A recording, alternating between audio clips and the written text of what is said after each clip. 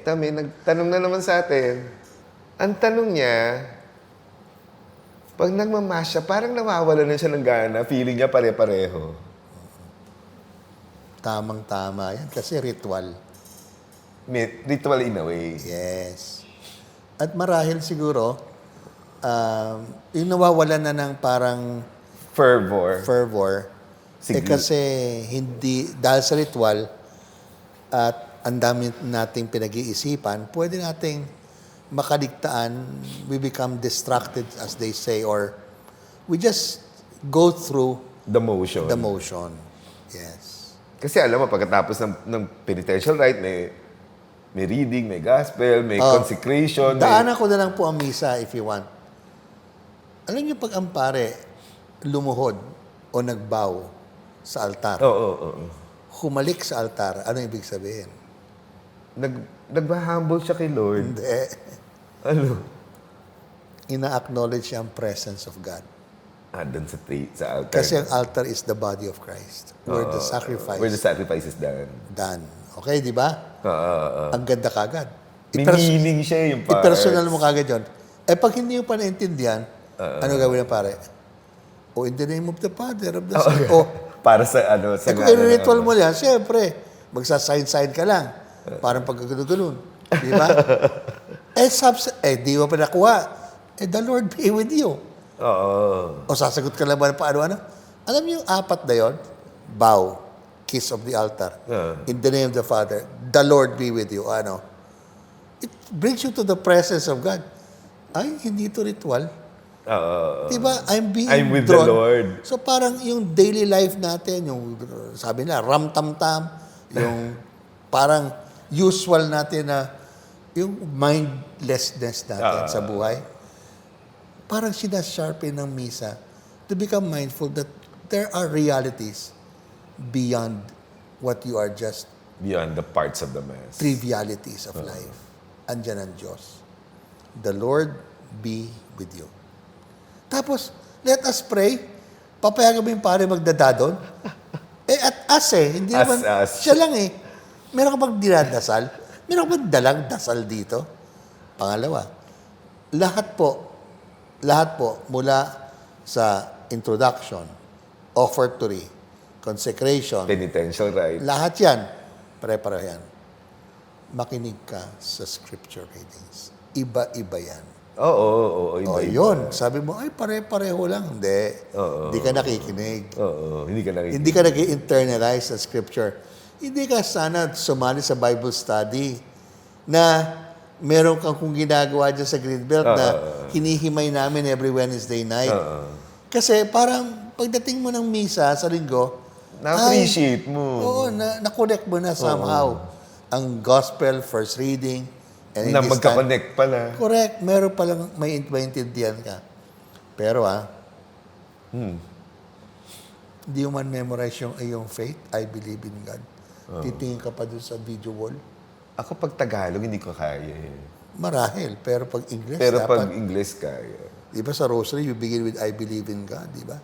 Ang tanong dyan may ambag ka ba sa Sa offertory na to, di ba? Oo, offertory kasi sabi mo, nagbigay ako sa collection. Hindi Fruit of the earth, the work of human hands, the bread. Aba, buhay mo pala yun ang inaalay at binibigay mo sa Diyos. During the offertory po, this is a very personal time for me. Anong na-offer ko sa Diyos sa misang to? Sa nakaraang mga araw. Meron ba ako talagang masasabi, Panginoon, ito'y talagang inilalaan ko sa iyo. Itong nangyari, itong mangyayari, itong hindi pa matapos-tapos. I'd like to make it part of the sacrifice of the Mass. You can also offer your challenge and paghihirap, di ba? Correct. That's why personalize it.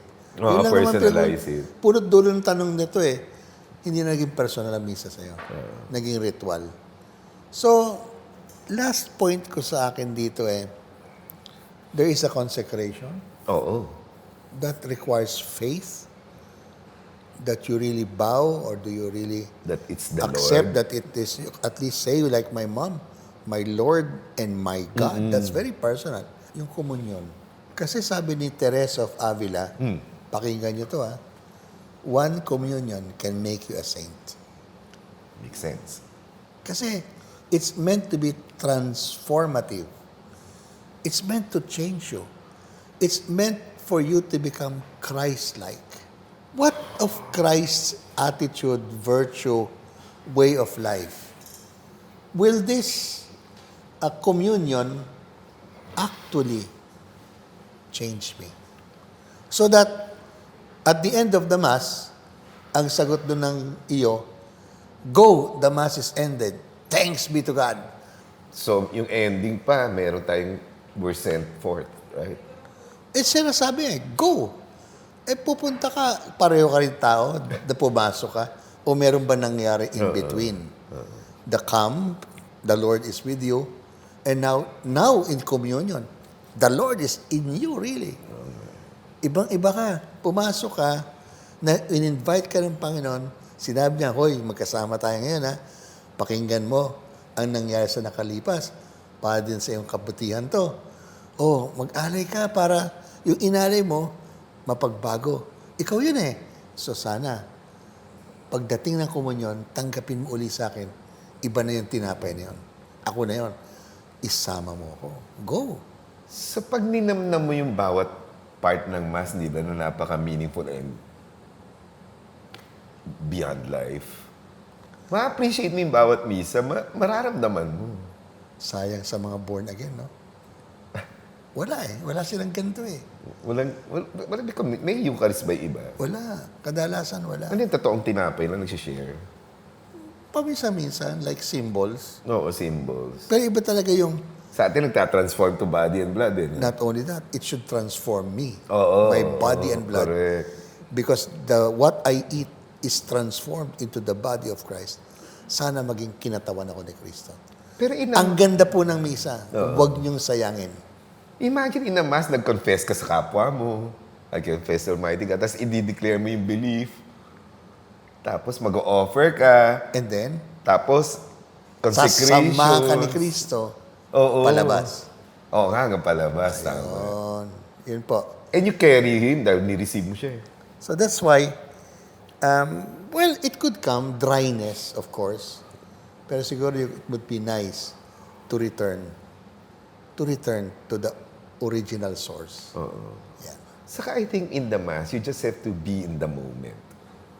Hindi yung kala mo dumadaan lang yung mga sagot, yung reply. Ang tawag doon, present, Oo, not present. absent. Oo, correct. Minded, no? Nako, sarap po na ating pinag-usapan. Please share because these are life-changing episodes na ginagawa natin. And I think there's something joyful about going to Mass. Yung araw mo, excited ka dahil magsa-Sunday Mass ka. Diba? I think it's faith and it's being there. And Good. Jesus is there, right? Yeah. So like, subscribe, and share, and go to Mass fervently and deeply present while it's happening. We'll be back.